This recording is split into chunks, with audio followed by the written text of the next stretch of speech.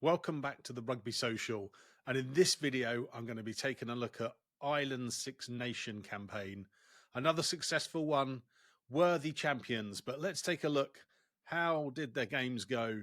Who were the star players? And how did their team stats measure up to last year? So let's get into it.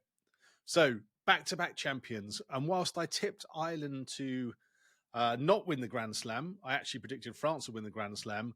As soon as they took care of business on that first night of the Six Nations against France, I think it was all bets on for another Irish Six Nations championship. And I think it's the first time any team's gone back to back since England did it back in 2016 to 2017. So much credit to Ireland. A great performance. Really deserved champions. And in terms of that sort of being worthy champions, they started off with a massive record win away to France, 38-17. Absolutely played France off the park in every department. Worth saying, France did look like they had a bit of a hangover from the World Cup. And obviously they went down to 14 men after Paul Willems managed to get himself sent off. But unbelievably good performance from Ireland, and probably saved their best for first there. I mean, they were just great in that match. After that record-winning win, they went on to have a couple of assured wins, 36-0 against Italy and then 31-7 against Wales. In the Italian match, it's probably more about just how good the Irish defence was. You know, really, Italy didn't get a sniff in that game, and Ireland weren't at their best, but they were more than good enough to completely outplay Italy on the day. Similarly with Wales as well. Probably Ireland not at their tip-top best that day. And Wales were belligerent. They kind of tried to stay in the game, but really they were never really stood a chance. And 31-7 was probably the right result in the end, although Wales did flatter to deceive, sort of particularly around beginning of the second half. Then came that narrow defeat at Twickenham. And this is where the Grand Slam chances disappeared. I thought Ireland were going to do that. And there was a couple of times they got themselves ahead in that match without having played particularly well. And I thought this is a measure of real champions, that they can win games when they're right up against it. But right in the dying seconds, it just went away from them. It eluded Ireland, but great game nonetheless. And I think Ireland can be really proud of their contribution to that match. And then finally, they managed to win the championship with a very narrow win over Scotland. I think, was it 17-13, I think? I should remember. It was only the other day. Yeah, I think it was 17-13. Very dogged performance from Scotland. Really battled hard. And Ireland looked nervy in that game. You know, I think a lot of pressure on them, going back-to-back championships. Also, St. Patrick's Day, I think there's a lot of expectation, and it showed a little bit on the day, but Ireland came through it, and congratulations for them for doing that. And I'd love to know what you think. You know, did Ireland deserve to win the championship? Were they as good as last year? Please do let me know what you're thinking in the comments. Love to read the comments. So in terms of attacking stats, and I think it's probably fair to say Ireland won because they were the best attacking team. Probably one of the best defensive teams as well. But from an attacking point of view, they were brilliant. So obviously 4 wins in the championship, 144 points. That was, 16 more than France managed, which was 128. They scored 19 tries. 3 other teams were on 12. I think it was England, France, and Wales all scored 12 tries. So, 7 tries more than any other side is pretty dominant. And similarly, in terms of carries, they knocked everybody else out the park in terms of the stats. Ireland, 685 carries. Next best team with Wales was 643. And the same story for meters carried and meters gained. I mean, Ireland had a massive 3,944 meters carried. Next best was Scotland at 3,500. Meters gained 2,216. And then you had Scotland at 2,095. So, good attacking stats from Scotland as well, which I guess you can kind of see that they did play some nice flowing rugby, didn't they? Didn't always end up being very penetrative, but they kind of got the ball wide, really ran at people. So, but, great statistics from an Irish point of view. And then in terms of total passes as well, they wiped the floor with everybody. There was just under 1,020 passes. Next best was Wales on 870. So undoubtedly, Ireland were the best attacking team. Interestingly, all of those stats were slightly down on last year. Last year there was 20 tries, there was 696 carries, 4,285 meters carried, and 2,685 meters gained. So probably a 4 to 5% better performance last year than this year, but still fantastic from Ireland. Really, really good. I always find these stats so fascinating, kind of comparing the teams, comparing the seasons. And if you'll find it interesting, that's great too. I mean, I love talking about rugby, particularly about stats. So yeah, if you're enjoying this, please do like and subscribe. Any support you can give the channel will be much appreciated. Now let's take a look at who I thought were Ireland's best players during the tournament. And there was lots of people putting their hands up for this. I'm going to run you through my top 5 here.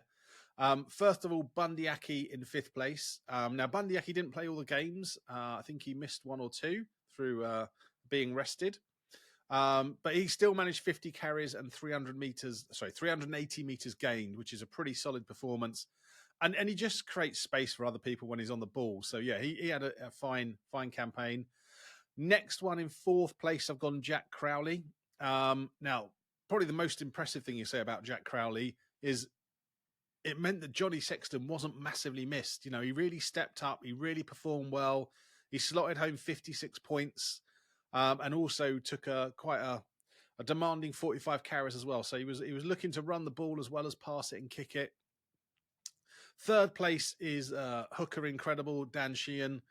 He was the tournament's top try scorer with 5 tries. Also mustered 42 carries. And I think just every time there was line out ball, he was just instrumental in kind of the throwing, but also just getting on the back of those mauls. He just looked so dangerous, and you know his try scoring record is phenomenal. But in 2nd place, I've gone for Caelan Doris. He was just magnificent in all things to do with defense and also attack. Actually, he had 56 carries, which is a very credible number. And also a nice, beautiful bit of symmetry. He also made 56 tackles during the tournament as well. But the other bit that really impressed me was the amount of rucks he got to, 181 in total, and towed 29 cleanouts. So, you know, he was just a tour de force throughout the pack. You know, I thought he had a wonderful tournament. And he always goes about his business in quite a understated way, I think. But yeah, no, he was magnificent. But then I think the player of the tournament for me, James Lowe. James Lowe, 4 tries, 47 carries, 478 meters carried, 374 meters gained. But then the bit that really blew me away was 8 offloads and 7 line breaks. And that doesn't even begin to touch upon what a beautiful left foot he's got, how his kicking with his left foot just moves Ireland away from danger. You know, he's a really good option for just getting the ball up the pitch, just taking off the pressure when there is pressure. So yeah, for me, James Lowe, absolutely favourite or best player of the tournament from an Irish point of view. But again, let me know what you think. Love to hear it.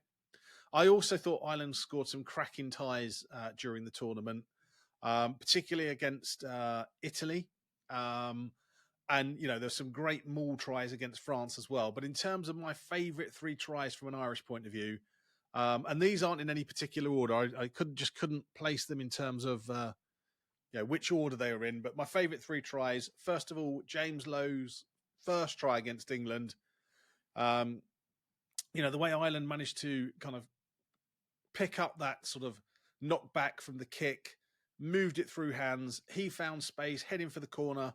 Beautiful dive in the corner to evade the on-rushing defenders. I thought that was a wonderful try. I also thought Dan Sheehan's first try against Italy was absolutely brilliant. Lovely example of how good Ireland's backs are of getting the ball or moving the ball through hands, you know, under pressure, coming into the tackle, getting the ball away very quickly. I think it was both Crowley and Henshaw kind of just set Sheehan away. And it's quite interesting to see how often he is out on that wing. You know, he's not short of pace and he just does so much damage when he's out there. So I thought that was a great try. And then it's a bit of a James Lowe sandwich here because I'm going to have his try against Italy as my final favourite try. It kind of seemed to go through about 1,000 phases, really fast rucks, continuous fast rucks, you know.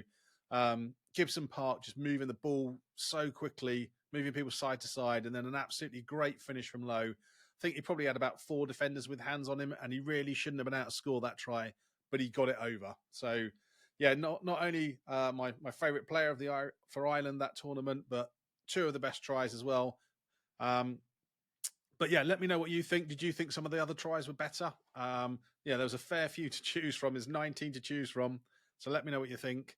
And then finally, that's 2 back-to-back championships, which is very impressive. But can Ireland go a step further? Could Ireland be the team that does 3 back-to-back championships, for the first time since I think it was about 64 to 66 when Wales did it? I mean, if I look at the fixtures for the 2025 Six Nations, who have Ireland got? They've got England and France at home, which I'm sure they'll be very pleased about. And then away, they've got Scotland, Wales, and Italy. So, that is probably just the perfect set of fixtures that Ireland would be hoping for as they look to retain their crown for a 3rd year. So for me, I think there's every chance Ireland could be doing a 3rd Six Nations in 2025. Whilst I'm sad the 2024 Six Nations is over, and I really hope you enjoyed it, I'm already getting excited for the 2025 one. So hope you are too. Thanks for watching. Please do let me know if you've got any thoughts or comments, and like and subscribe if you'd like to. But yeah, appreciate you watching, and see you on the next one.